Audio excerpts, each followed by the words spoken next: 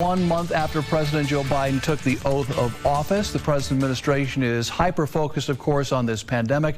That includes getting Americans vaccinated and relief through the American Rescue Package. Joining us again live to talk about Joe Biden's first month in office, we welcome back Dr. Lee Hanna, Associate Professor of Political Science at Wright State University. Lee, always good to see you. Thanks for joining us.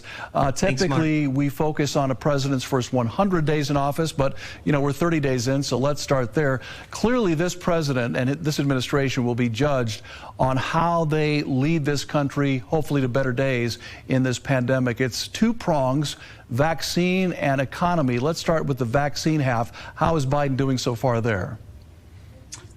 Yes, he really did hit the ground running with a plan for a vaccine. And while there were some delays early on, I think that response has probably helped to buoy a pretty decent approval rating at this point. And I think at least at the moment, he hasn't really faced a harsh judgment on the actual rolling out the vaccine.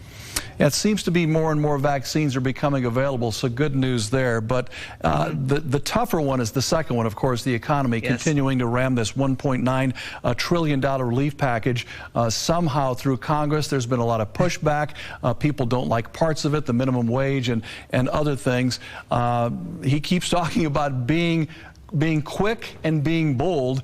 He's being bold, but quick is long gone. I mean, where do we go at this point as far as financial relief for struggling Americans?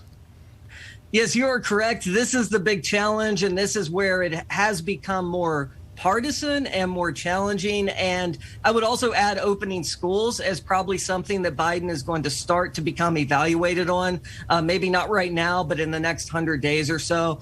And not only does Biden have very narrow majorities to work with in both chambers of Congress, he also has a left wing that he has to, tend to as well. And so it does mean that at any given moment, if he's to lose a more progressive voice in the Senate like Elizabeth Warren, or a more moderate voice in the Senate like Kyrsten Sinema, then the whole thing could really, blow up in his face. And so it is bold, but there is a calculated risk here that if they can't get COVID relief through reconciliation, it could lead to a tough couple of months for the president to try to recover and to get some help into Americans' hands.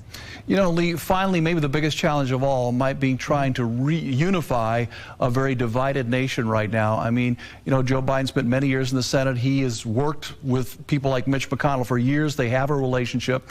Is there any chance Joe Biden can bring this country back together? I thought it was a good sign when he had about 10 Republicans to the White House to meet with him and to talk about a plan moving forward. History will really judge whether or not he did enough in that meeting to to really bring them on board with him. But that will be a key part of unification.